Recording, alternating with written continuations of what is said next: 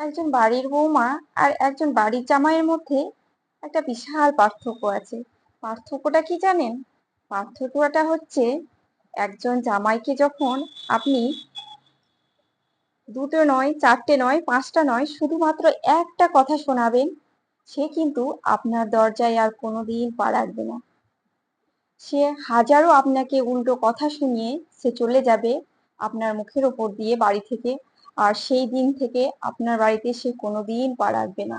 এমনকি তার ওয়াইফকে অবধি সে তার বাবার বাড়িতে পা রাখতে দেবে না, বাবা মায়ের সঙ্গে কোনো সম্পর্ক রাখতে দেবে না। এটা হচ্ছে বাড়ির জামাই।